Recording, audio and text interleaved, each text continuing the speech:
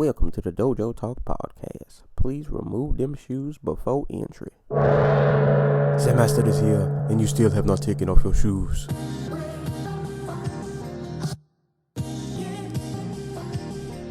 Yeah.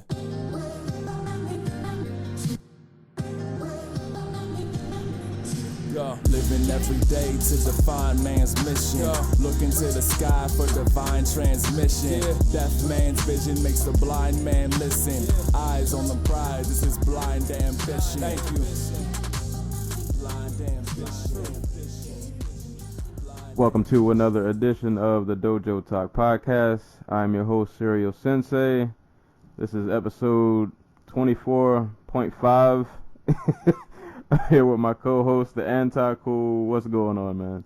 Shouldn't it be more like 24, like parentheses 2 or something? Yeah, this is episode 24, take Volume 2. This is the remix. So, what is up, my friend? It's a lovely night here in Jersey. Right, yeah, so... I will stress night because it's going on 10 o'clock. Yeah, man, this is a nighttime edition of the podcast. Just to give a bit of a backstory. So we recorded this episode technically yesterday, so this is all a reenactment. I was not such a bright person, and I forgot to hit the on button on my record software. So basically a 2-hour conversation is somewhere lost in the matrix, and we will never get it back. But we're going to reenact it word for word. Word for word, including this part, because we predicted this would happen. Right. So, yeah, that's pretty much where we're at. But in a way, I try to be optimistic. It kind of ended up being somewhat of a good thing, because somehow between then and now, a lot of things have changed. This card that we'll be predicting has changed. For the worse, unfortunately. I mean, you say change, but like, the more things that change, the more things stay the same. Right. Especially considering the person. Exactly. So, but yeah, today we'll be doing predictions for UFC 211. But before we get to UFC 211, we will start off with Canelo Alvarez versus Julio Cesar Chavez Jr., which happened last weekend. Not a whole lot to say about this fight other than bad. Yeah, pretty much. And like, the headline, like, you should summarize the fight. Julio Cesar Chavez Jr. embarrasses Julio Cesar Chavez Sr. in front of a million pay-per-view buying audience. As his cornermen plead for him to just throw punches. No technical advice, just... It's like... It was like Henry Hoof screaming at Anthony Johnson to, like, please don't quit. Don't quit, what are you doing? Yeah, this fight was... As I said in our first edition of the podcast that you'll never hear, but... This fight was the equivalent of playing Street Fighter in practice mode with the AI turned off. And that's what Canelo did for 12 rounds. He just boxed Chavez to death. Albeit Chavez didn't get knocked out or knocked down. He never even really got staggered. He went in, he got beat up for 12 rounds, he collected a paycheck, he went back home. But it's like I said, it's like, what was it? It was like playing LeBron one-on-one, but you never leave the sidelines. You're sitting at the table waiting to be subbed in, but you never sub in. Like, they call you in, but you stay at the table. And LeBron's just dunking and doing whatever he wants. Yeah, LeBron's just like doing layup drills, and you're just sitting there like, oh, I'm totally in this. Right.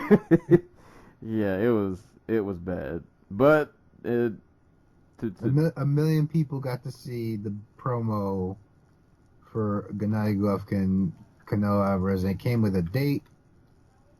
It came with, like, at this point, Canelo has to have this fight because his other options are basically to fight, like, a Charlo for less money. And, like, I don't think he can't beat Charlo. Like, I don't think he can't beat Golovkin. Like, I think it's going to be a competitive fight up until it's not. But at this point, like, Golden Boy, you gotta cash in. Like, this was the last money fight for Canelo that didn't involve someone serious or like a Cotto level fighter, I guess. Right. Like, it's time to take some risks. And at this point, I mean, you feel like we can't drag this out any longer. Like, people have been waiting to see this fight for a while. So and you don't want people souring on Canelo any more than they have, because, like, not exaggerating, he makes up 107% of what Golden Boy actually draws. Like, 107% of Golden Boy's revenue is based solely in Canelo fights. That's not exaggeration. That's a real figure. Man. Super breadwinner. Canelo's the Golden Boy, bro. He is the real Golden Boy. It's not like they make a lot of money either. I think like they made like $8 million last year or something. Well, that fight's what, September 16th? 16th, and it pushed back the other super fight that's going to happen this year. Allegedly, with a quote and an asterisk and any other symbol you can think of next to it. Yeah. So according to Dana F. White, I don't even know if his middle name starts with an F. I'm just saying F just because. But yeah. So the story goes, they were going to book Conor versus Mayweather, coincidentally on the same date as Canelo versus Triple G. I will say that's a very popular weekend for boxing. Ever since Floyd started his was it twice a year thing, so they do it second, third weekend in September, and Cinco de Mayo weekend, which Canelo just did, so it makes sense. I'm gonna say I think Dana White's lying out of his face. Well, they want that's what the date Conor wanted for the fight apparently. Like, he's been telling people that's when the fight's gonna happen. He's already started camp. Blah blah blah blah blah. This is all posturing, I guess. Like, there was nothing set in stone basically, and like it this fight did not push the Mayweather-McGregor fight off the date, because the Mayweather-McGregor fight doesn't have a date. Have a date, right? There's no date. There's no contract. There's no. It's just smoke. For me, this is smoke and mirrors at this point. If they want this fight to happen, it will happen. It will happen, right? Like, and there's nothing the UFC is going to do about it. Right. And at this point, it seems like, I mean, for as much money as on the table, if they haven't agreed to anything by now, I don't see it. Oh, hello. Oh my God, the most unfortunate woman in MMA just got slightly more unfortunate. Uh-oh, what happened? Miss Jessica Penne, former Invicta atomweight champion, she got cut. Has been hit with a USADA violation. Oh no! Potential violation, I should say. Oh God. Actually, you never know what the potential is. Like, potential violation, like, oh, you use some tainted lotion, or I don't know. Even still, though, it's not a good look. The sample we got had a little bit of I don't know, creatine in it. Right. Whatever. Like, but her UFC career has been. Yeah, not what I hoped for. Not what she hoped for. Yeah, not what yeah. That poor woman. I hope she turns it around. I really was a fan of hers in Invicta, and I really hope that when she'll turn it around when she's fighting in Oklahoma City again. We'll see. And sell Invicta crowd. We'll see. Yeah, that is unfortunate, but yeah. So those things happened this weekend. I guess also, just to throw in some quick fun news before we get into the fights.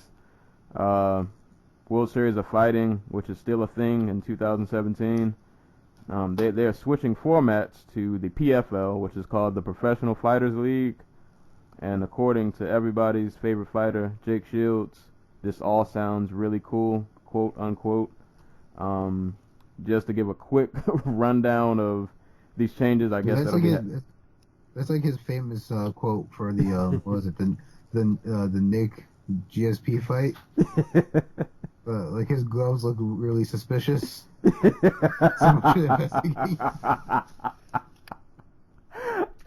Man, I don't know. Do you ever comically unfortunate human being? have you ever watched do you watch any Tommy Toho videos? Yes. The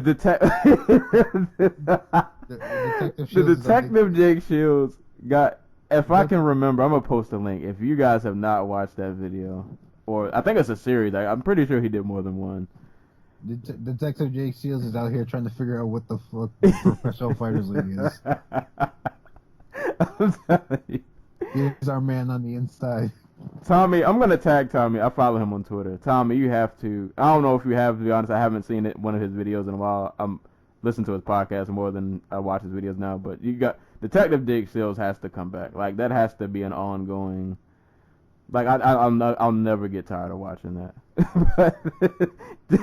Just to break down the changes real quick. So in this new professional fight league, allegedly the fighters will have no less than 3 fights a year.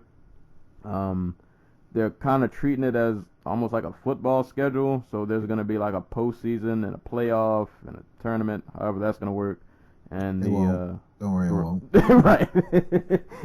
Somehow they're going to try to figure that mystery out. And then I believe the winners of the tournament get $1 million cash prize. Each. Right. I think it's each. Do not quote me on that.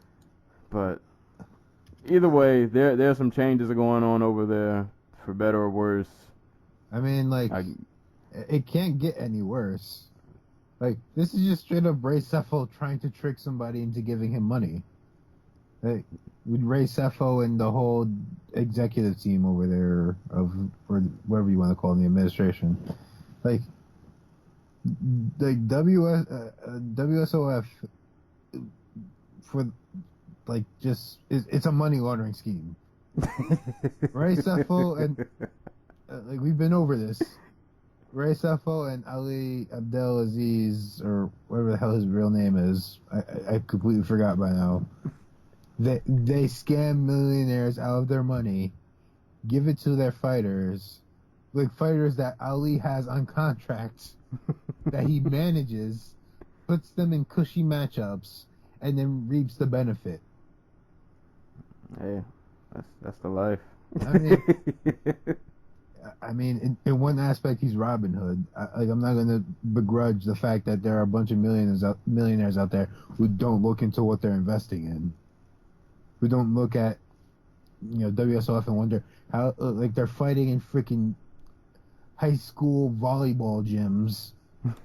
Like, they're not even they're fighting in high school volleyball gyms that are currently being used for high school volleyball. How are they losing $1 million a card? Because this is an organization that at one point bragged about how they had gone from losing 7 figures to 6 figures a card. Like, I don't know. Like, WSOF is just proof positive that sucker's born like every minute. They're still alive.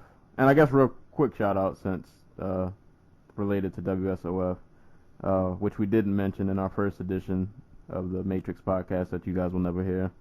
Justin Gaethje is officially in the UFC now. I don't think we mentioned that before. I think we mentioned it in passing. Like, we've known he's been in the UFC for weeks now, or at least was close to signing with the UFC. Yeah. But now it's official. Yeah, it's official. He's working an opponent. It was going to be Edson Barboza, but Barboza's hurt, and now it's looking like Michael Johnson. So, looking forward to seeing him. Just if anything, I know, like, people like UFC. I want to see the best fight the best. I want to see how good Justin Gaethje is. But I really like Justin Gaethje was like the type of fighter I think was built for like Bellator, or Strikeforce, or Strikeforce 2.0. Right. Or like you could throw him in a fun matchup, you could throw him in like a serious matchup with like Michael Chandler or Patricky Pitbull. You could throw him in there with just some random dude and just make some fireworks happen. And like he'll be a dude he'll get knockouts and who'll be in fun fights, and people will talk about like putting him in the UFC meat grinder. Like, dude, like imagine what happens if he has to fight like Johnson, Barboza, Ferguson. Well, according to him, per his words, he wants the most dangerous person. Yeah, I can respect that, but at the same time, like a guy who has to go through the wood chipper each fight has to go, like, this is a guy who was fighting like Luis Palomino and what's the guy's name, Firmino, Yeah. something like that.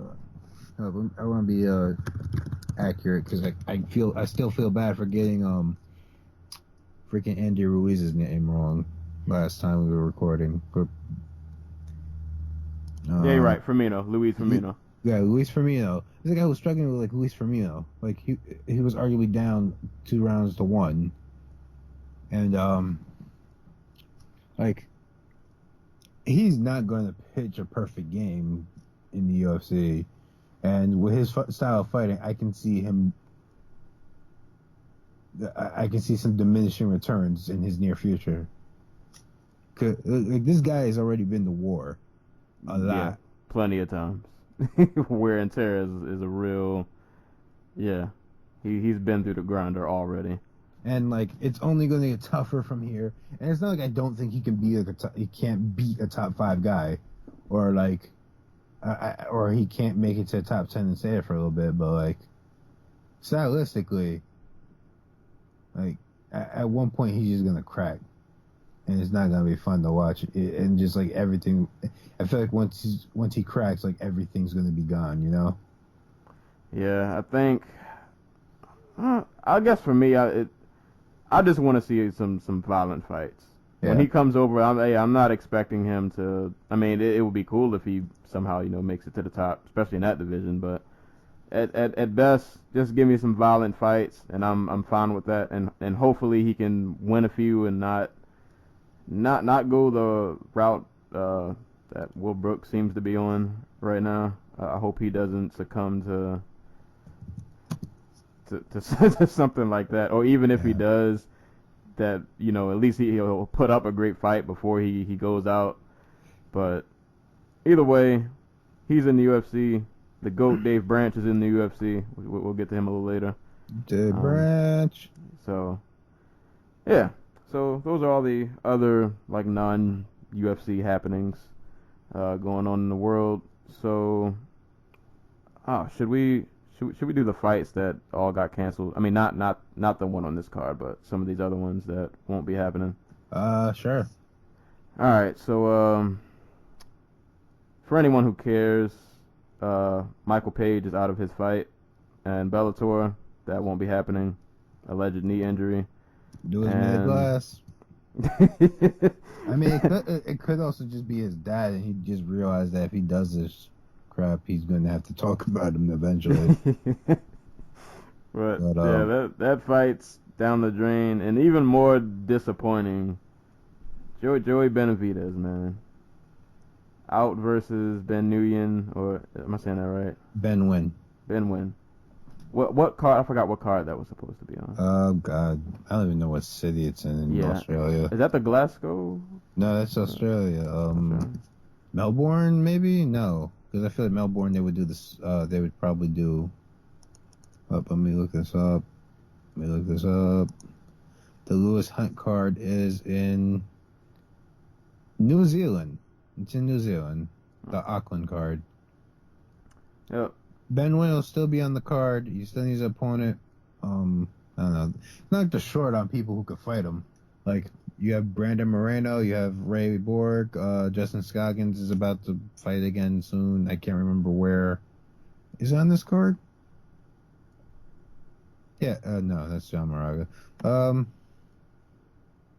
be down with the Moreno fight or... Pettis. Dude just got pulled today. Yeah. All right, yeah, I guess we'll just get to that then. Yeah, so unfortunately, we will not be seeing Cejudo and Pettis, which is a fight we both picked Cejudo winning, but he won't get the chance to show that, at least not on Saturday. I think he injured his hand, so that fight got scrapped. Yeah, so a lot of fights not happening. I forgot Formiga's still around somewhere, doing something somewhere. Yeah, so there are plenty of people for him to get at. Wynn's still a relatively new guy in the division. Yeah. So fresh faces everywhere. That fight is not happening, but fights that are happening, we will jump right to it. UFC 211 going down this Saturday. If you don't watch this card, you need to get your life together. You need to call out of work. Do whatever you need to do to make sure you're in front of a TV. And I mean starting at the prelims. Like, you need to see this entire card.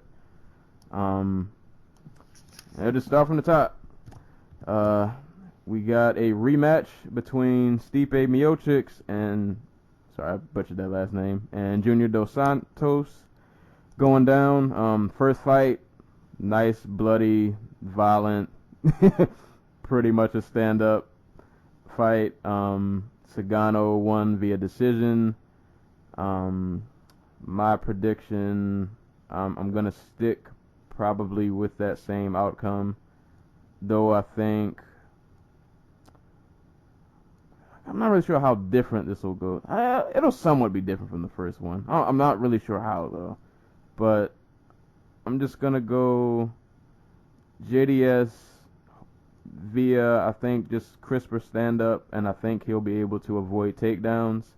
And hopefully he doesn't do that terrible thing where he backs up against the cage, because that never leads to anything positive. So per the Cain Velasquez fights that I had to suffer through. So I feel like if he can avoid his back not being against the cage, I think this is going to be a very, very competitive fight. It's probably going to be really close. They'll probably be pretty bloody. I'm pretty sure some noses are going to be busted. Some eyes are going to be bruised up. But I'm going to go JDS via decision. I'm going to go JDS via decision, and we get a new champ.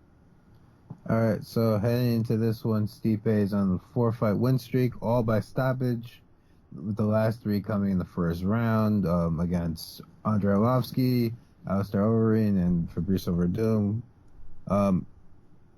If he wins this, he ties for like the most UFC heavyweight title defenses at 2, with 2 consecutive, I should say, with Randy Couture, Tim Sylvia, Brock Lesnar, and I think Kane has 2 now too.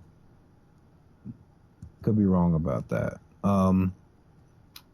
JDS enters this fight 1-1 since his first fight with Stipe. Got knocked out by Alistair Overeem, and then fought a terrific 5-round fight with Ben Rothwell. Terrific one-sided 5-round fight with Ben Rothwell, for the most part. I picked Stipe when we first recorded, and I'm sticking with him. But I don't think I gave JDS enough credit for like what he was doing in the Rothwell fight, because a big problem he's always had is he backs up into the cage, and he used to stay there, but now he, like, the second he hits the cage, it seems like he realizes he's not supposed to be there, and he just moves away. Apparently he didn't even have Luis Doria for that fight, or either that fight or the one with Overeem. So it's going to be interesting to see how that changes. And a big part of Stipe's success in the first fight was, backing him up, making him pay for staying on the cage or trying to circle out the last minute, where like his path, he only had one path out, and it was very predictable, and Stipe could land the hook or grab him or whatever. All right.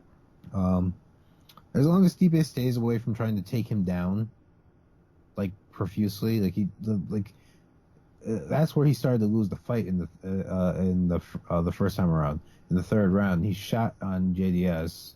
JDS got like a really nice sprawl, and as soon as they got back up, he was jabbing to the body, and you could tell just Stipe had nothing left in the gas tank. Yeah, I'm sticking with Stipe. I think it'll go all 5. I think he's able to squeak out the first 3 rounds or something like that.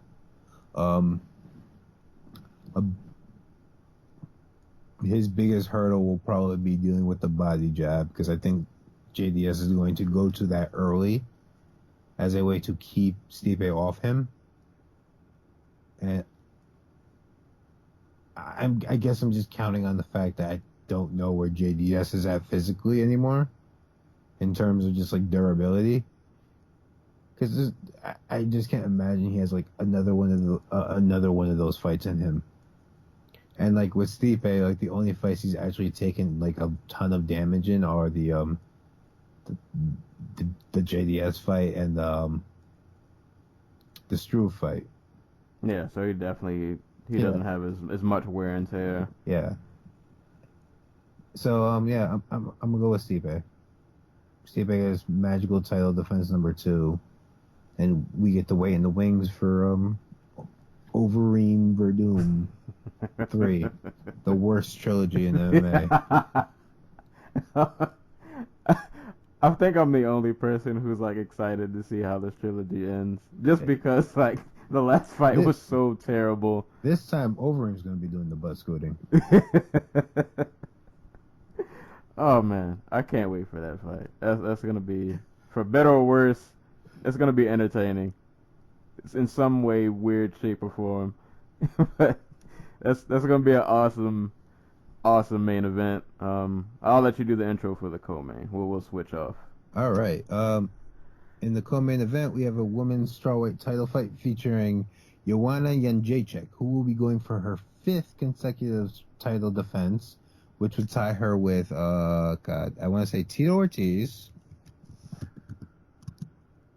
Tito Ortiz. Am I crazy? Because I had it written down here. It would tie her. It would tie her with a couple of UFC legends, actually. List of current UFC champions.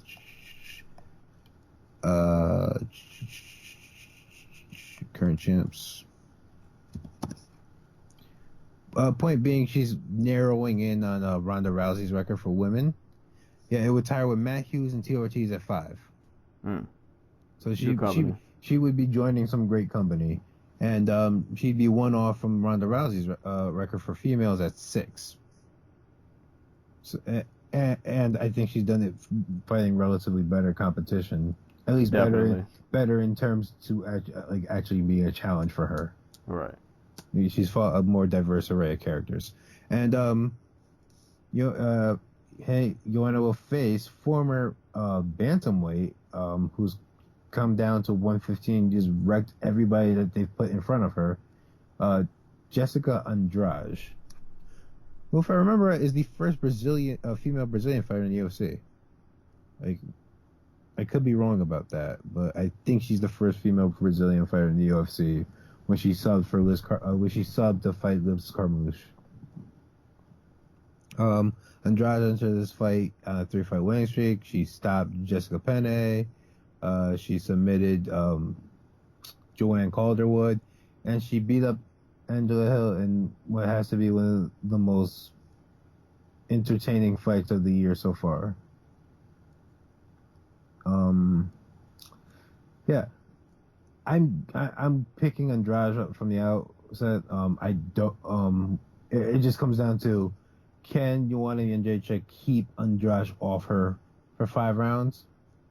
And of course, that brings up the question: can Andrade do that to someone who is so good for 5 rounds? Like, no disrespect to Hill, but like, there's a difference between Hill and Jedrzejczyk, Right. Technically and physically, because I think Jedrzejczyk is like underrated in terms of underrated is a dumb word. I think she's a very strong fighter at 115 in a way Hill isn't. It just in terms of just straight up physical strength. Like, Andrade, Jedrzejczyk is somebody who was holding her own with the defensive wrestling when it came to fighting like someone like Claudia Gadella. But I can't see her keeping Andrade at bay for 5 rounds. Like, she has to come out here and have the perfect fight. Not even just that. She has to be actively taking away Andrade's weapons. Like, Andrade loves to fight off. Like, she is consistently on that front foot, looking to follow your straights back to you. So if you throw a jab, she's going to step in, like, and follow it back to your chest and just uncork bombs anywhere she can land them. And I think eventually she's going to catch Jedrzejczyk, and we've seen Jedrzejczyk dropped by. She got dropped at least 2 or 3 times by Gadella, and then she got dropped in her last fight by Karolina Kowalkiewicz. And if Andrade lands that strike, she's going to finish her because she is a way better finisher than either one of those women. So, just because I don't think Jedrzejczyk can put her away, I'll take Andrade by club and sub. She'll land something eventually. It'll throw Jedrzejczyk for a spin, and she'll either climb her back and submit her that way, or jump on a guillotine and submit her that way, and we'll have a new women's strawweight champion. Yeah, I love Jedrzejczyk. She's awesome. Love watching her fight. Love watching her striking. But yeah, I'm rolling with Andrade with. I can't even really call it an upset, but yeah, I think this comes down to Jedrzejczyk is more of like a volume fighter. Andrade is just pure power. But Andrade is a volume fighter too. It's just that her volume is freaking violent as shit. Right. Yeah, like hers. It's 100% all the time. And like, she doesn't fade. Right. At least it hasn't happened we yet. haven't seen it yet. And like in the Hill fight, I thought we were gonna see it, and it never happened. Like, not only in the Hill fight did she go 3 rounds like fighting at the same pace, she went 3 rounds fighting at the same pace with Hill landing on her. Right.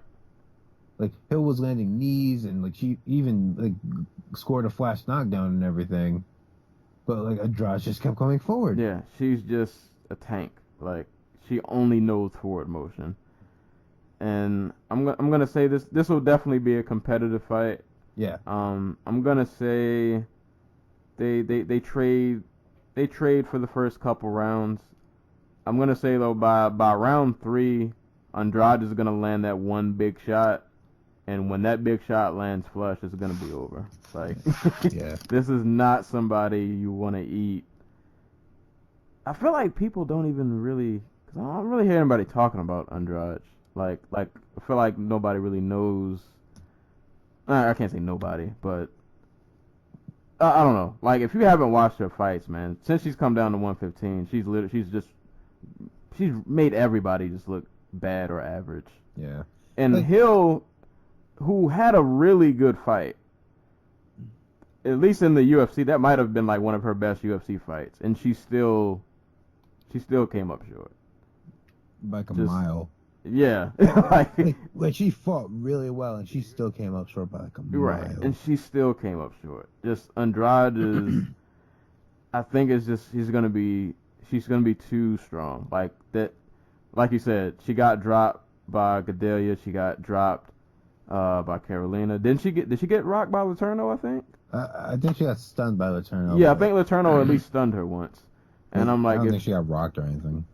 But if she eats a hit like that from Andrade, it's not gonna be a stun. It's gonna be you're out. Yeah. Either you're out or you're at least you're going down, and now you have to fend off a beast, pretty much, who only knows forward motion. If Joanna pulls this off, it's because she's a tremendous fighter who can adapt in that type of situation. If Andrade pulls this off for her 5th title defense, like, it just goes to show what type of special fighter she really is. Not Andrade, I'm sorry, Jedrzejczyk. Yeah. Like, because I really think this is like the toughest stylistic matchup for her at women's strawweight. She has the power and the punching power and strength of Claudia Gadelha, but she throws in volume. She's not going to tire herself going for takedowns, and she can set a pace so ridiculously high. I think she also has like an attitude. Yeah. Like she's not afraid at all. Like John Lineker in sports, bro. They have that same pathological thing where they see you throwing a punch and they throw a punch at the exact same time, and that is such just that ability to just throw punches while thinking is such an underrated asset to have in your arsenal. Because we've seen fighters get inside their own head, like, am I supposed to counter now, or am I supposed to throw the counter like when they're throwing, or after throwing, or like a half a beat, or a full beat, or beat and a half, or whatever. Like, they don't care. Yeah, it's just go. And they don't discriminate. Body, head, shoulder, whatever. They'll hit you and it'll hurt. And that's the whole point. Yeah. So I'm expecting this to be the fight of night and a fight of the year contender. Yeah, this is definitely going to be nice and violent. And you're definitely going to see just chaos. Chaos all over. Somebody's bleeding. They'll probably both be bleeding. Yeah. After this, but yeah, I got Andrade. I'm going to say probably the third round. I'm going to say TKO. I think that power is going to be serious. But yeah, we're going to get a great scrap out of that, and probably. Unless Andrade or Jedrzejczyk like wipes them out within like the first round and it's just a one-sided affair, we probably see a rematch. Especially if Jedrzejczyk loses. Right. Yeah. We're gonna get a rematch. She definitely deserves a rematch because right. Besides the Gadelha fight, like her entire, besides Gadelha, her UFC career has been just entirely one-sided. Yeah. Beatdowns. But. Yeah, man, that's an awesome co-main event. Moving on to another great fight. Demian Maia, who since coming down to welterweight has low-key been an unstoppable force at 39 years old. He's going against Jorge Masvidal, who since coming up to 170 has been just boxing people to death.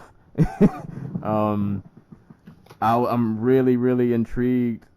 I think the style clash in this matchup is really interesting. I love Jorge. I think he's a really underrated dude. I think, as I stated in our Ghost episode, there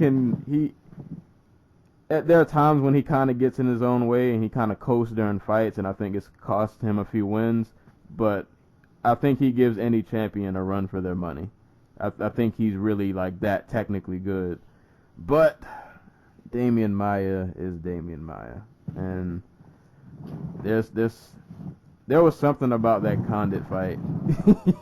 For one, it hurt because I'm a big Condit fan, so seeing Condit get ragdolled like that kind of hurt. But like Maia, I think all he needs is that one takedown. I don't know. I don't think he gets it easy. I think Jorge makes him work for it. He might tag him a few times before he gets it.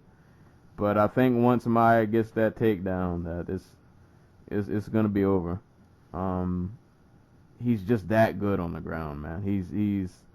This dude is a wizard, just god level jiu-jitsu. And if he gets you down, you might as well just lay there. So yeah, I got. And it was weird just to go back to the Condit fight. I picked Condit to win in that fight because I was like, oh, he'll be able to fend off a couple takedowns, and with Condit's volume striking and power, he'll manage to put Maia out, and that just never happened. It was just a one round, he got him, he rushed him out of there, like he just rushed him out of there.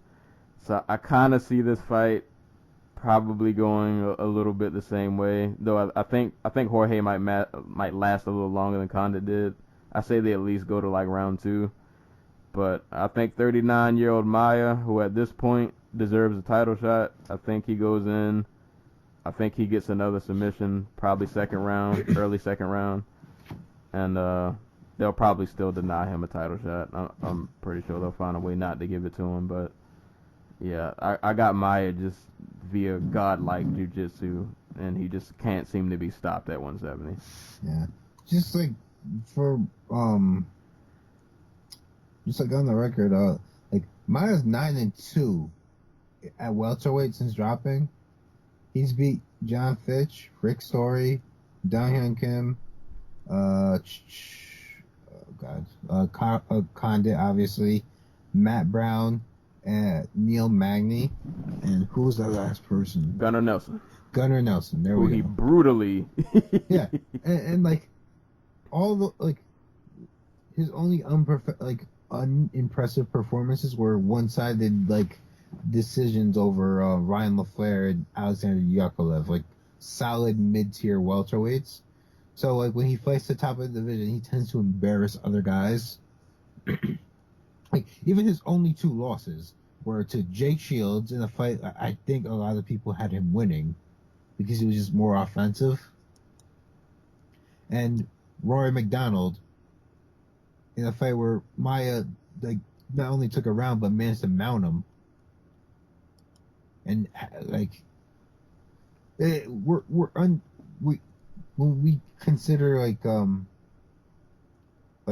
elite of the division across the entirety of the sport, like we're doing a disservice if we don't have Maia in the top like 4, because he's that good. In terms of this fight, I think Maia wins. I don't think he gets. I don't think he subs Masvidal. I think Masvidal's been subbed like twice in his whole career or whatever. But I think he's able to get him down 2 or 3 times in the first 2 rounds. Low key, Maia's one of the best wrestlers in MMA. Like he understands like striking well enough that he's able to pressure guys back into the cage with his footwork. And he's able to take guys down from there. So he'll shoot, and maybe he won't get like the double leg, but maybe he can switch up to single leg. Maia shot for a double leg against Condit. Condit defended that, and they got his leg snatched on a single. Then he got taken down, his back taken, choked out. But like Maia is like an amazing chain wrestler. And I'm not sure. I'm sure Masvidal has it in him to stop the first shot, but can he stop the second? Can he stop the back take? Can he stop? Maia just freaking pulling guard in the middle of it and then hitting like an instant sweep. I don't know if he can do that early if Maia's fresh. So I think Maia takes a decision. And I think Masvidal will be more out of depth in Maia's area of the fight than Maia will be in Masvidal's, as weird as that sounds, because I don't think Maia's a great striker, but I think he's a efficient striker. Yeah, he's competent enough. Like he will go out there and he won't do anything more than he has to, so he can get the takedown. Like I think Maia can force Masvidal to play his game more than Masvidal can force Maia to play Masvidal's. So I'm taking Maia by decision. Yeah.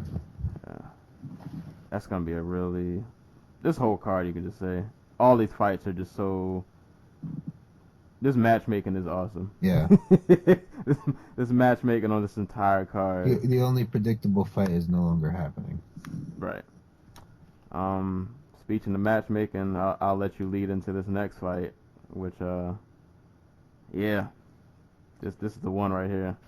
All right, so fellow New Jerseyan, Frankie Edgar will face Mexican rising star Yair Rodriguez. Frankie Edgar enters this fight coming off a win over Jeremy Stevens after he lost his interim title fight with Jose Aldo at UFC 200. Prior to that, I think it was like a 6-fight win streak that included stoppage wins over Cub Swanson and Chad Mendez and like a whole host of other like elite featherweights. Yeah, that he just blew through. That he was absolutely torching. And it is a very bizarre fight because Frankie Edgar, former UFC lightweight champion, has never been at like a bigger size disadvantage, if you want to call it that. I mean, there are advantages to being a short fighter, especially as a wrestler like Frankie, where you just go for knee tabs. But yeah, Yair Rodriguez is like 5'11", 6 foot tall, and like normally if you're that lanky, like you're like a Hatsuyoki type, where like you're not very strong, you're not very athletic. You kind of get by more on being crafty and lanky than you would do by being like this powerhouse athlete. Yeah. But Yair Rodriguez is like a powerhouse athlete where he can hit you with like jump spinning integures from like out of nowhere. Like this dude is literally like throwing tornado kicks and landing them in the cage. And he's a very good grappler. He's an underrated wrestler. Like defensively and offensively, like he'll take you down if you're not paying attention. His biggest weakness is with his boxing. He's kind of just like a pot-shotting power shot guy. Like yeah. I'm trying to think of like a good comparison. Like his boxing game is basically if he sees your guard is down or like you're kind of just like lulled into submission for a minute, or you're just like mind's out of there for a second, he'll jump at you with like a reaching overhand right or whatever, and more times than not he'll land because he's just freaking fast as shit. But yeah, I think Frankie's got his work cut out for him in this one. I can see Yair just putting on the pace with those kicks and keeping Edgar at range where he can't really rush in for those takedowns. And I think Yair's fast enough where he can get away with that for 2 rounds. And I think this is I think Yair is like a special fighter. Like, I really do. I think he's that good, and I think he'll rise to the occasion this time around. And I see him taking like a 2-1 decision, maybe even 3-0, just because Frankie struggles to put the puzzle together. Yeah, I've been flipping back and forth between this fight ever since I heard they were making this matchup, and I can honestly picture both of them winning. Like Frankie, just because of his skill set, just his boxing is great. The way he changed his boxing to transition to a takedown is flawless. On top of being probably like the toughest dude the sport has ever seen in terms of heart and being able to just be rocked and look like he's gonna die but still come back to life like nothing ever happened to come back to win a fight. And like I look at Frankie's resume and everything points to me that Frankie should win this fight. But like I don't know, man. Yair, like you said, I think this is a special dude. Like he, not to compare him to John Jones, like skill-wise, but like he kind of gives me that same feeling that like when I watch him, I'm like, this dude has that special it that just other people don't have. Yeah. That like there's something else there that you can't really measure it, but like this dude's a special talent that we're not gonna see another one of him for a very long time, I think. Yeah. I think the size will definitely play a role in this fight. I think a lot like the BJ. I mean, I get it was BJ Penn, whatever, but I think he definitely brutalizes Frankie with leg kicks. And as good as Frankie is with managing to get in and get his takedowns, Yair is not one of those guys who's just big for nothing. He's a beast of an athlete. So I think he'll be able to fight off some of Frankie's takedown attempts. And even if Frankie does get him down, Yair does not just lie on his back and let you do, whatever you're trying to do. He's throwing up legs. He's going for submissions. He's constantly active, and it's just you never know. Frankie's never fought somebody like this. Like you don't know what this dude's gonna do. Like the closest analog is probably like Benson Henderson. Right, and that's even kind of a. And that's a stretch because like. Right, and that's the stretch. Benson's not the athlete that Yair is. I don't think Yair comes in with like a game plan like Benson does. Yeah, like Yair he's one of those guys you can't prepare for people like him. Like, I think. I got Yair probably taking the decision, probably 2-1.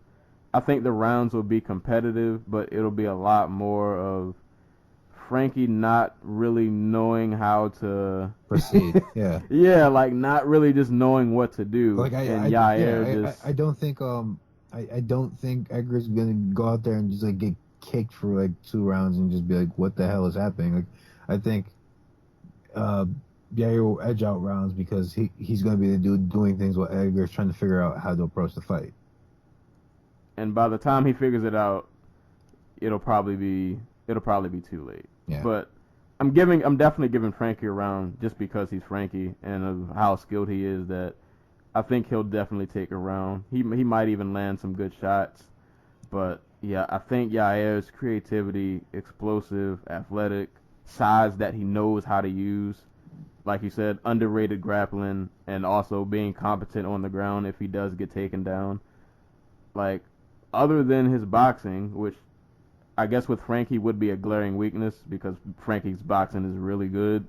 But other than the boxing, like, to me, that's his only like clear advantage. And then to use that, you have to get inside for a dude. I don't know. I'm not sure how long exactly Yair's reach is, but like, this is a big, yeah. This is a big guy, man. Like, I don't know. I think this is just gonna be a case of Yair just being younger, faster. We keep calling him big. Like, I just want to say, like, he's big, and he's athletic. Right. Like, there are different types of athleticism. Like, you have your Carlos Conte / Nick Diaz athletes. Like, mostly are athletic in the sense that they can go for like ever. And they can put things together because of that. Like, they can put together like 10 strike combos because their gas tank just never runs out. And then you got guys like Yair Rodriguez and John Jones who just do explosive, fast shit for like 15, 25 minutes. And like, it's just stuff that normal people can't do. And they can do creative shit like out of Tekken because their minds and their like nervous system is just set up that way. Like, lanky dudes are not supposed to be that, like. Right. He's breaking some rules. Yeah. He's breaking laws of nature. He's defying all of them. Yeah, like when people complain about like a reach disadvantage, they're not complaining about like a reach disadvantage. They're complaining about, oh my god, this dude is long and strong and fast. It's just not fair. And like Yair, like. And the thing is, if he loses this fight, like, the best Yair is going to be the one that loses and goes back and has like stuff to study. So, like, I think he's like in a win-win position either way. Yeah, I mean, and he's only like, I think he's like 24.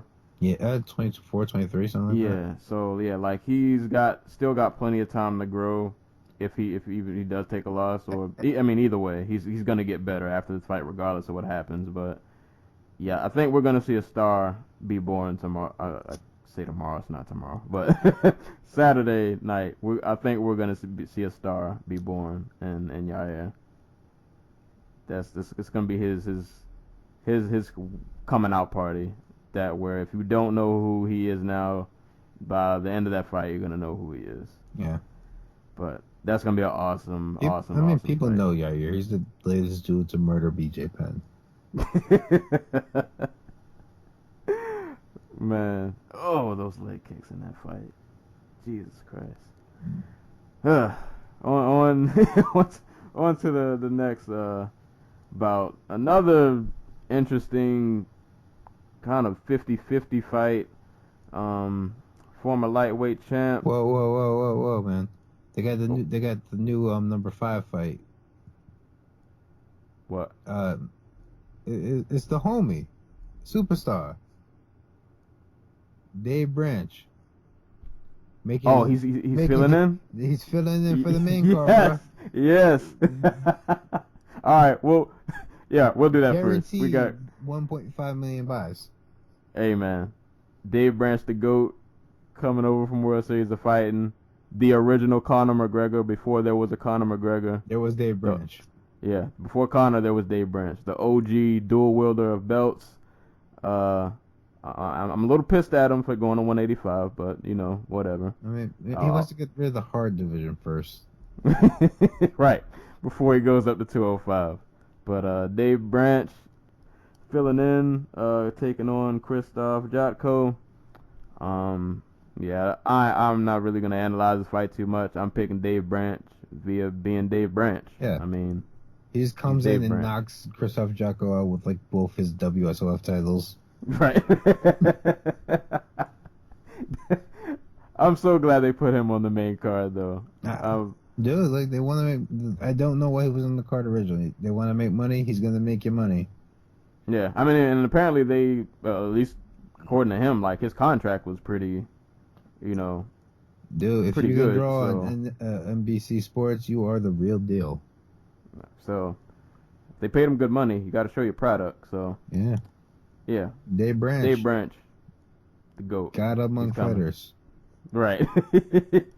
But, so. He's on a 10-fight win streak, man.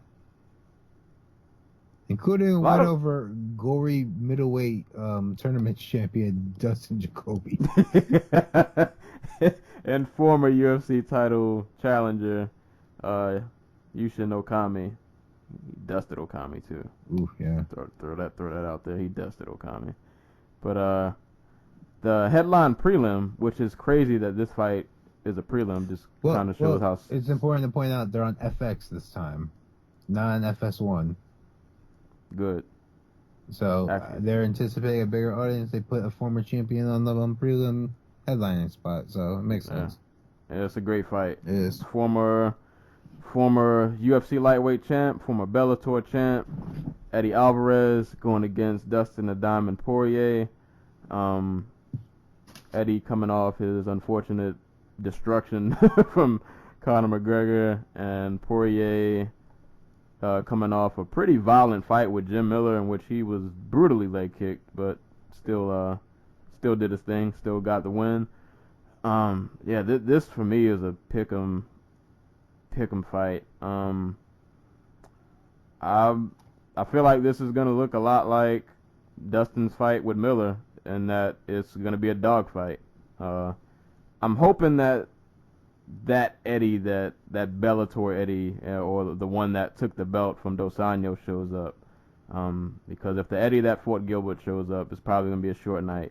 But I think Eddie, he's been in the UFC for a little bit now. I think he's got his feet wet enough. I think we get that dog Eddie that, if you're an Alvarez fan, you love to see. But I think I'm going to go with Poirier. I'm going to say this fight is probably just going to be a nice brawl. And probably them two just rocking each other. But I'm going to go Poirier. I don't think it goes past round one. I think we just get a nice wild dog fight for one round. I think they both land shots, but I think Poirier probably connects a little harder, and I'm going to go Poirier TKO round one. Every Eddie Alvarez fight is hard to predict. Because, the man's only been knocked out twice. Conor was only the second man to ever do that. Oh, God. The first time we went around recorded this, I picked Eddie Alvarez, so I'm going to stick with that pick just for just say I'm a man. I stick with my decisions, but Poirier is not somebody you want to get hurt by, and getting hurt is in the opening minute or two of the fight is what Eddie Alvarez does best. But I'm once if Eddie's able to go past that, and I think he will be, I don't think the McGregor fight was a sign of, oh my God, his chin's going away. McGregor is probably one of the best punchers in the history of the sport, just pound for pound wise, and he's so accurate with everything he does. So, and to be honest with you, Alvarez is the exact type of fighter that McGregor has spent his whole career like getting ready for. So it made sense that he looked terrible, I should say. And I don't think that's just a sign that his chin's gone. Maybe if anything, I'm more worried about his confidence, because I think Alvarez really thought he was going to beat McGregor with like no problems. I think he was that confident, and to get like that one-sided beatdown probably humbled him a lot. Like you say, he lived his worst nightmare, because that was the biggest fight of his career, and he didn't come up short. He came up short in like spectacular fashion against a guy he hates. Like, that has to be eating him inside. But I also think that knowing Alvarez, like, he's not the type of dude to take that line down. Like, he's gonna get back on the horse. This dude's a scrapper. Like, that's his whole career. He gets knocked down, he gets back up. So I say Alvarez probably gets hurt sometime in the first round. Maybe spends the whole round, like trying to find Poirier through like the dizziness of just being rocked so often, but comes back in the second and just puts Poirier away. Blood's coming either way. Yeah. Like, I really hope we don't see the Alvarez that fought Anthony Pettis and Gilbert Melendez, because get that guy out of here. That guy probably doesn't crack the top 10. Like, I think, well, you know what? I'll take that back about the Melendez fight, because I think that was just a tough fight and tough situation. But the guy who fought Pettis probably isn't a top 10 fighter. Yeah. But I think that Eddie's gone. Yeah. I hope. I think that Eddie's out of I think he's going to go back to just balls to the wall. Right. Yeah. We're going to get the Eddie that fought Chandler twice. Exactly. I think we're getting that Eddie. But yeah, that's going to be a awesome fight, which, like we said, headlines the prelims. So on FX. Another reason why I said, like, don't just watch the main card. Like, watch every fight that you see starting from. I'm not sure when this event like starts. Probably around like 6:30. I'm gonna guess 6:30 so, or something like that. Catch all these fights. At least the FX prelims, because they're right. they're pretty damn solid. Yeah. Like this next fight has the potential to steal fight of the night if fight of the nights were given like just pure entertainment value. I'll let you. You can lead in this one. All right. I don't know where he trains now, but I would like to point out former Team Takedown product Chaz Skelly enters this fight on a 2-fight win streak after dropping a decision to Darren Elkins, one of which included like a flying front kick to Anaconda choke. 19-second submission win over Maximo Blanco. So that was freaking awesome. And he will be facing off with Jason the Hick Diaz Knight, who is quickly become just like must see stuff fighting on like Fox cards. Yeah, he's got a fight of the night and a performance of the night already. 4 fights into his UFC career, so this dude's like the goods in terms of just like I want to see this guy fight. Both guys have looked fantastic recently at featherweight. I'm going to lean towards Chaz Skelly, just because I think I think his unique brand of just hellaciousness and his surprising pop is just going to be enough to get to hurt Knight. And I think Knight's like a really crafty dude. Like it is really a pick'em fight, but I think Skelly eventually just finds himself in the business where he can get the sub. It's gonna be another fun. This will be probably one of the, like you said, this is definitely gonna be one of the best fights of the night. Probably one of the best fights on the prelims. I'm gonna err on the side of Jason Knight via, even though it hurt me that he beat my man Bruce Leroy. I was pretty impressed. The Hick Diaz nickname is well earned. Dude he's super tough, man. Like he has that just kind of just that like he's one of those guys that just doesn't go away. Like he's just always gonna be there no matter what you throw. Not to say like he's not skilled at all, but you throw the skill on top of just that never say die attitude, and it's like, what does it take to get this guy to go down? I'm gonna say, I don't know how he wins. I'm gonna say this goes all three. I'm gonna say we get a nice, entertaining scrap. Jason Knight just via toughness manages to eke out a decision. So I'm gonna say 29. I'm going 29-28 Knight decision, in which we see probably a nice mix of everything. We'll probably get some striking. We'll probably get some action on the ground, but I think Knight he's just gonna tough it out, and I'm gonna go with him via decision. All right. So from like, I think that at this point it's important to mention we probably haven't like done any real thought on these other fights, except for maybe the Jessica Aguilar Courtney Casey fight. Yeah. But like from these, like, from Jared Gordon versus Michael Quinones down, we're just kind of picking off of memory. Right. And I'm picking, and on that note, I'm picking Jared Gordon because he's a Cage Fury Fighting Championships guy, East Coast, Atlantic City. Say what up. Oh yeah, now I'm picking Quinones because his nickname is El Capo.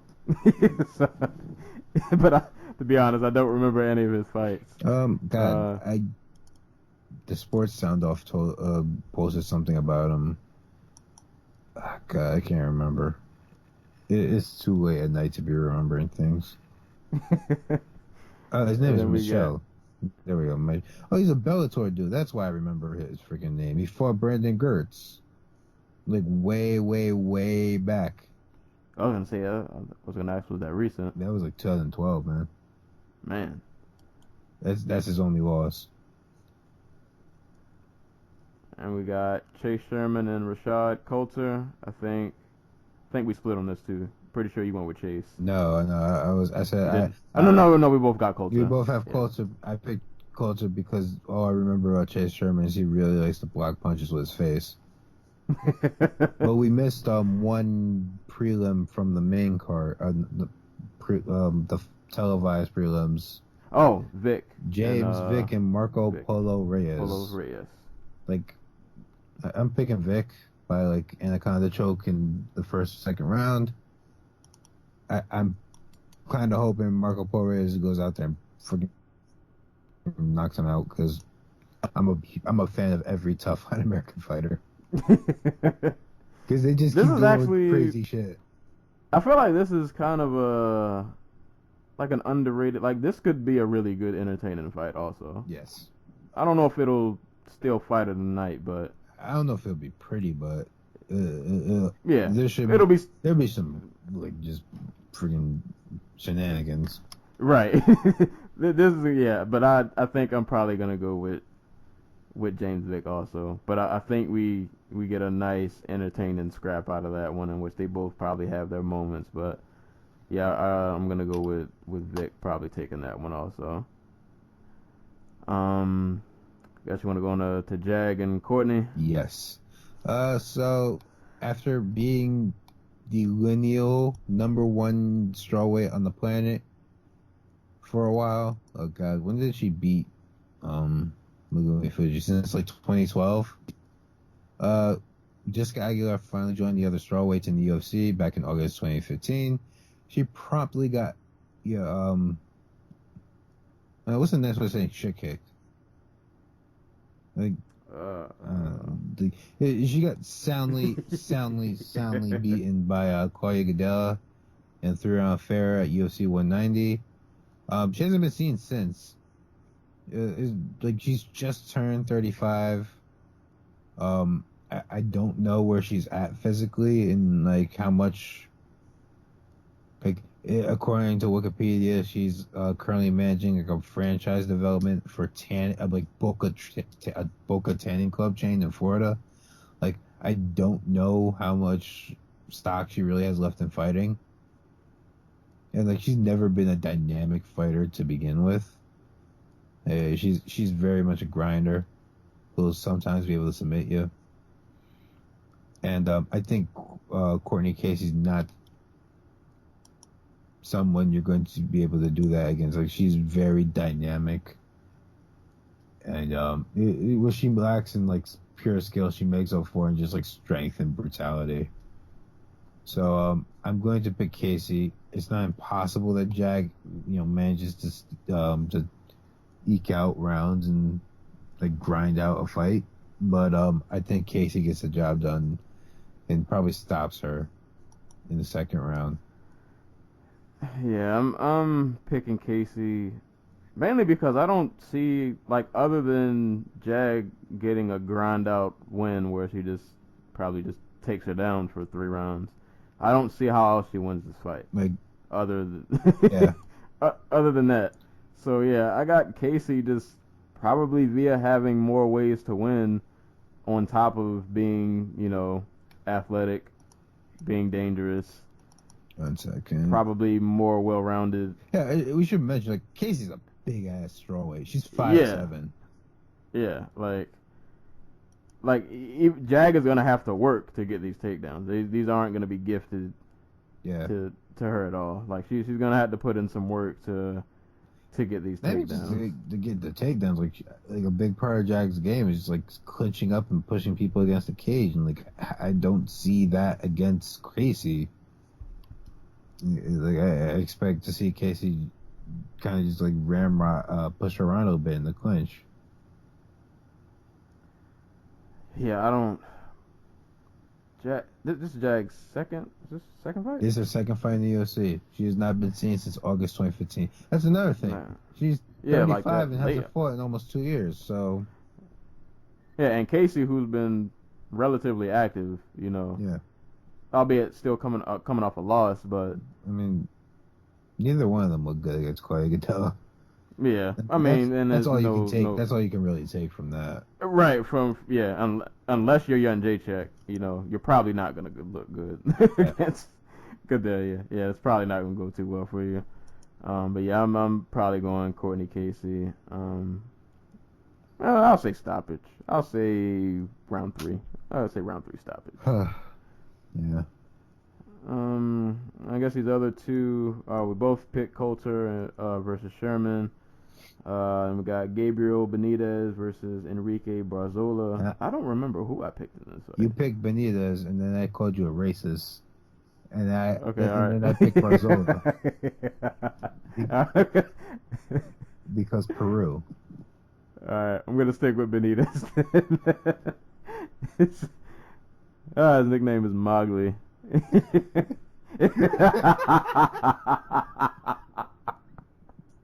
Yeah, I'm definitely sticking with Benitez. His nickname is Mowgli. Yeah, I got Benitez in that fight. And then I'm waiting for the last fight is Joachim Christensen. I'll let you pronounce his other gentleman's name. I'm gonna butcher it. I'm not. Gatshimrad Antigulov. There we go. That's close enough. And I'm picking Antigulov because, much like my name, it has anti in it. Yeah, I'm picking Antigulov. I don't know. His name's pretty scary. I honestly, I've seen Jim Christensen fight before. I don't remember anything about it. Yeah, I couldn't tell you either. I don't remember any. No disrespect to him, but yeah, like he's one of those names. Like I see it on the card, and I'm like, all right, I've seen this guy before. Like, you've definitely seen him fight before, but you had his no fights impression of right what they've done. Like I always come back to like Joe Proctor. Like I know I've seen Joe Proctor fight a bunch of times. I know like he's not very great, but I know what he looks like in the cage. Like I don't remember anything about Christensen. Yeah, we'll see though. That should be I can't wait for this Benitez fight. I didn't know the first time we recorded. Excuse me, that his nickname was Mowgli. That's interesting. Oh, now I want to know like his backstory. Like, where did you get? Who named you that? Like, where does that name come from? Mowgli. Man. Maybe he just likes the freaking Jungle Book. Yeah. Could be. But actually, you know what's crazy? In our first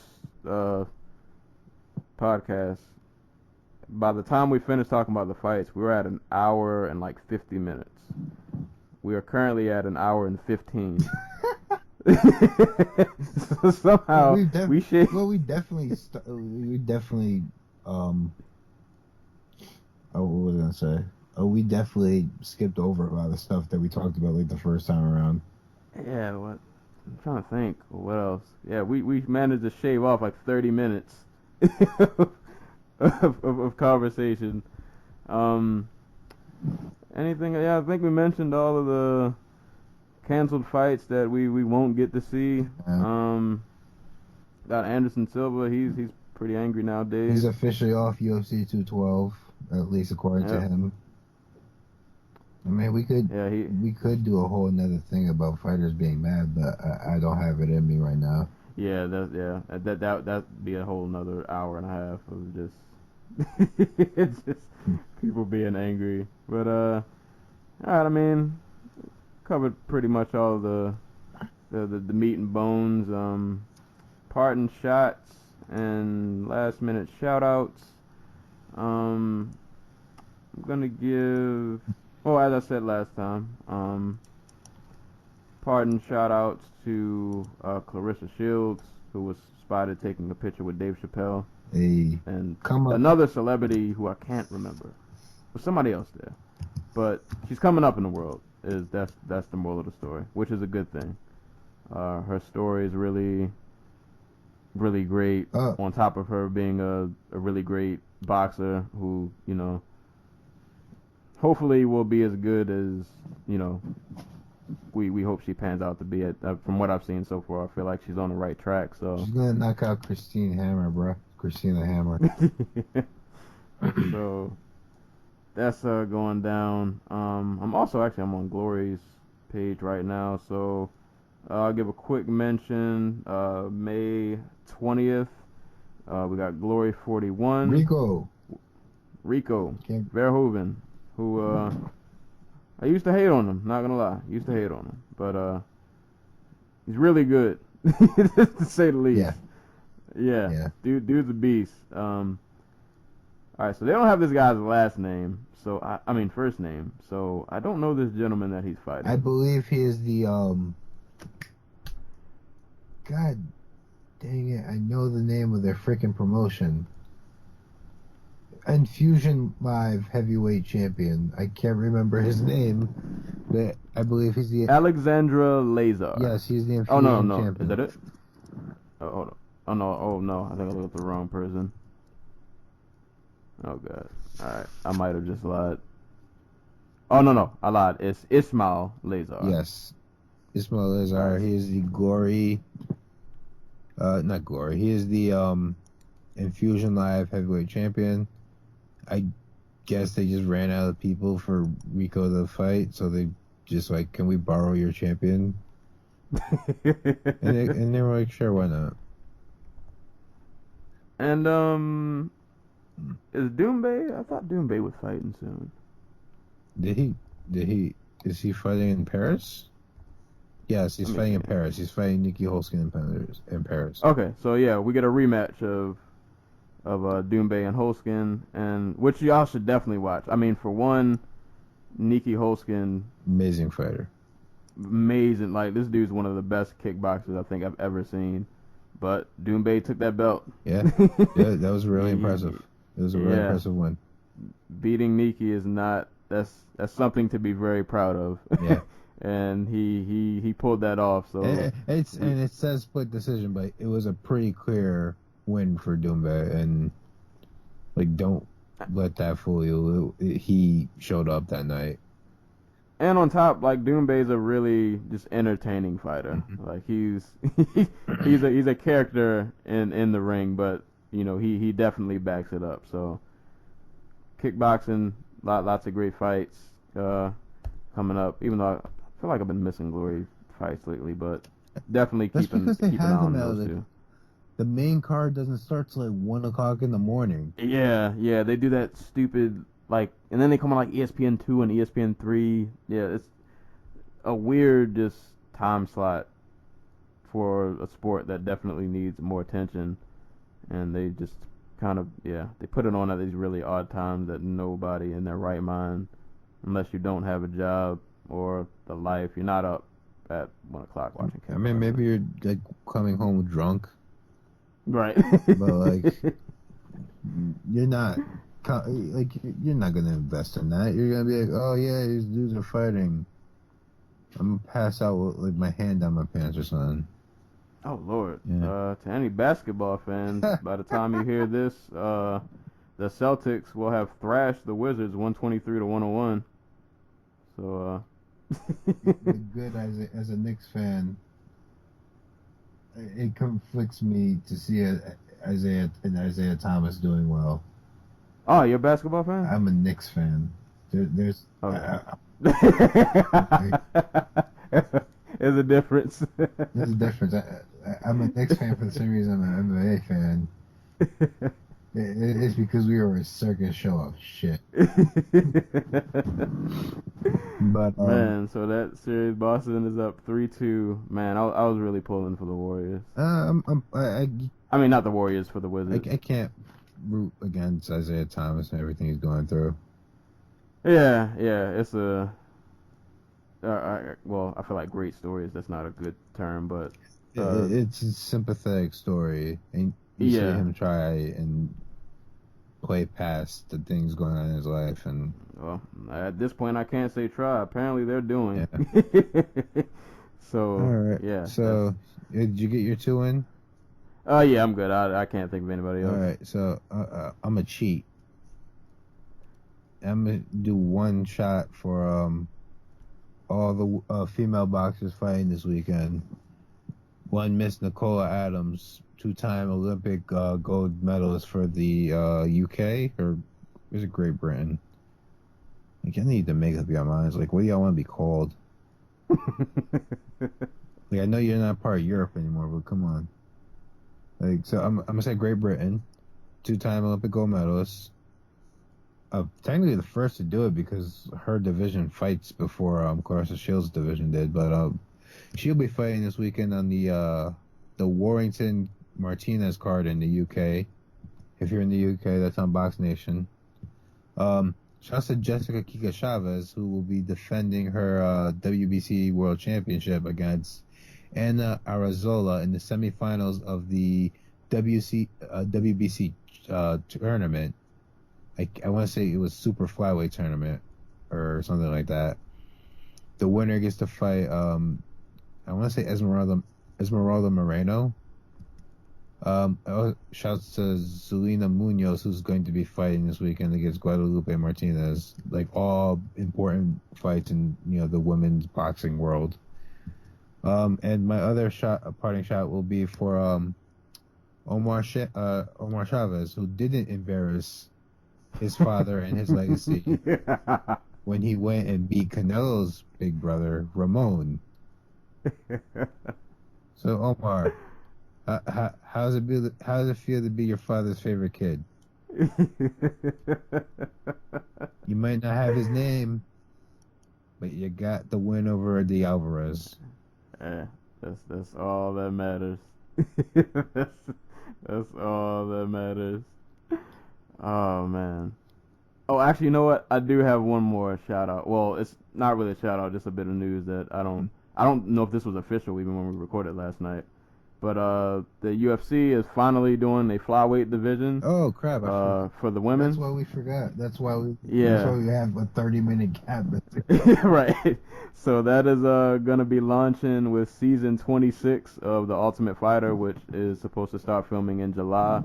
I'm glad they did a 25 division because now people at 35 who might be a little undersized, like the freaking title challenger.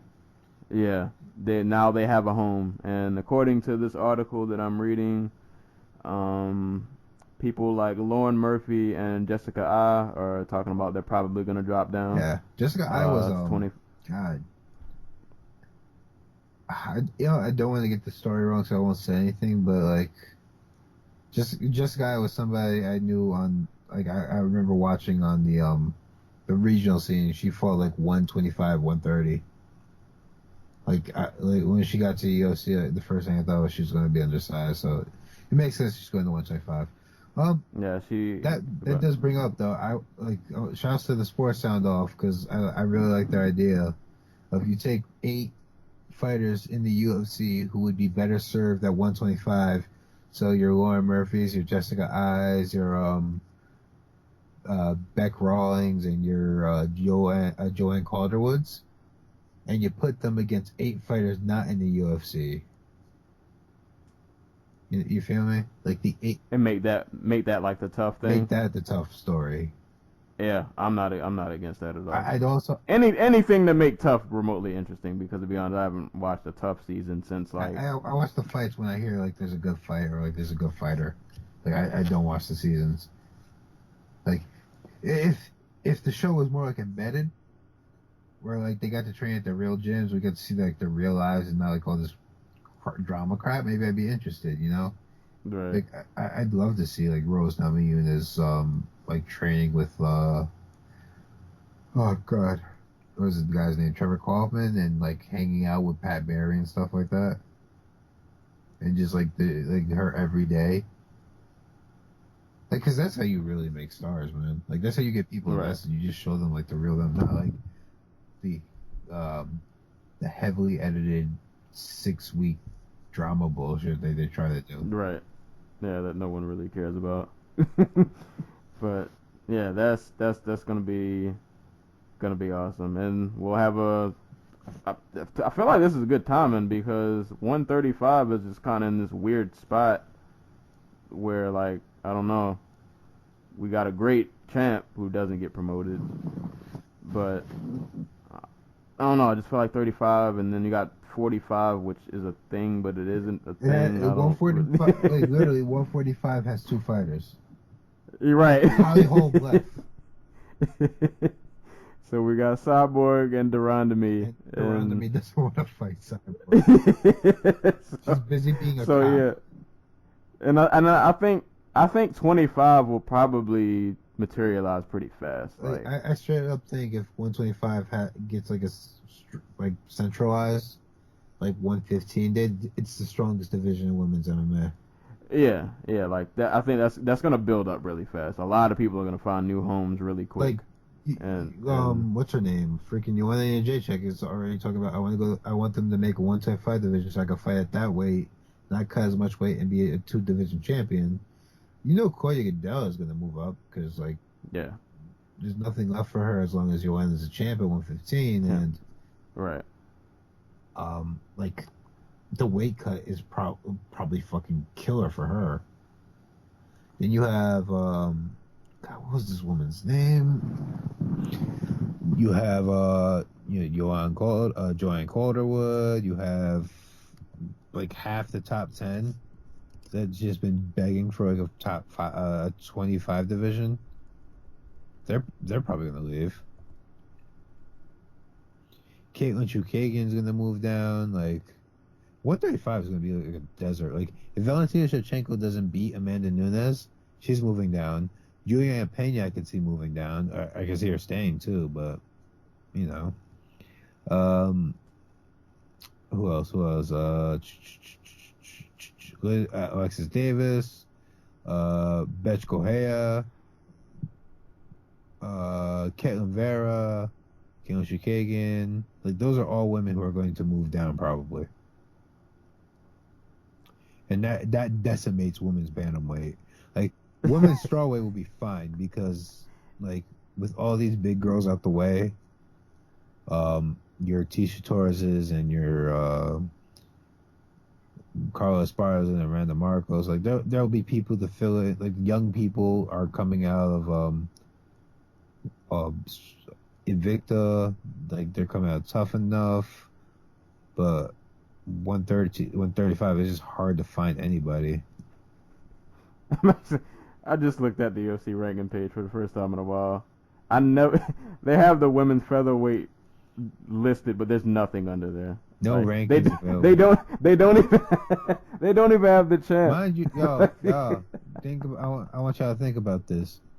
Dana White thought Jermaine Durandamy was pay-per-view worthy and put her in the pay-per-view in the Barclays Center in, like, New York's second ever pay-per-view. And then he came out last week and said Nate Diaz wasn't pay-per-view worthy. And that he might be if he took an interim title fight or something. Dana. So, and now they won't even put Durandamy as, like, their champion on their work. It's literally just a blank. It's just a blank slate. How much is it they don't want to admit Durandamy is the champion as much as they just don't want to put Cyborg's name on the list?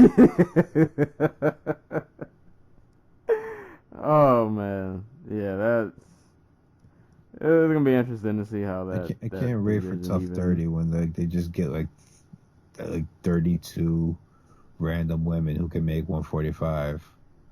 Just throw them in there. Like, I'm sure one of you is an athlete. Right. Like, I say just go for it and, like, sign 72 women to be on Tough. Like, how much would it be? It would be 32, so it would be 64. Sign 64 women to be on Tough for 145. Like, go to the amateur scene, go to boxing, go to kickboxing, judo, wrestling. Just have them all fight one another. And then you have the winner of all of that fight the winner, whoever has the title at the time. So it'll basically be like March Madness for women's MMA. Yes. Hey, at this point, I mean, yeah, other than, like, people like Megan Anderson, you're grasping for straws for... Megan Anderson's over here begging for fights against Cyborg in the UFC, and meanwhile she's not a UFC fighter, technically. Oh, man. I hope she makes it over. But damn, at least her name's out there, you know? Right, yeah. At like, least. If 2017 has taught fighters anything, it's that you have to be the change you want to see in the world, man. Like, that's basically it. Like, you want to fight, go on Twitter, call somebody out, and if enough people get behind it, it's going down. They'll probably make the fight because they have no fucking clue what they're doing. All right. Yeah. Weird times. Unless it's for a title. Weird times we're in. But yeah, I guess that about wraps up the show for this evening. I guess one last announcement before we head on out of here. The podcast does now have a Facebook fan page, so if you just go on Facebook to your little search bar at the top of your screen, type in Dojo Talk Podcast, you'll see us up there. So go on and click that like button. Like it, and please. Yeah, keep us off the streets. Over there. Right. If we're not podcasting, we're potentially selling drugs, and you don't want that. You don't want that on your conscience. Right. Like, how are you going to tell your kids? Like, right. You could have stopped us. And all you had to do was click a button. All our wrongdoings are your fault. I'm just saying. Indeed. And all you gotta do, just click that button. Maybe you do. Maybe you don't click the button. Maybe you go to the page and you don't click the button, and maybe you don't wake up with a house tomorrow. Maybe it's on fire. Right. I'm just saying.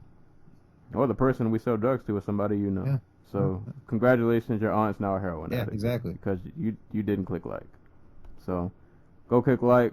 Follow me on Twitter at SurrealSensei. And yeah, so we got by the time you guys hear this, it is 11, about almost 11:30, May the 10th. Dude, I've been up since 5 o'clock this morning and working since 6. Same. I've been up at 5, working since 7. But this will be out. You should be hearing this on Thursday, May 11th. So this will be out then. Fights are Saturday, and then sometime next week we'll definitely be reviewing the fights. I have been pretty active podcaster lately, so I've dropped a lot of episodes these last couple days. Yeah, so man. I might take a little break. Hopefully have some music up next. Not sure what I want to review. Been listening to a few different things, but wait. Crap. No, never mind. Go ahead. I was going to suggest that, but the name escapes me. So. But yeah, I got a few ideas of what I kind of want to review, and a couple other albums I just haven't got around to listening to yet. But yeah, so be on the lookout. Content's coming. Really, content's here. The fuck is Russ? You guys got Russ who? I don't know. What's Russ? Yeah, we don't do that. I don't know what Russ is. Yeah, it's go time all day, every day. So you guys, we got like 3 podcasts within like the last week. Shorter than that, like literally the last 3 days I've dropped 3. After this comes out, it'll be 3 episodes.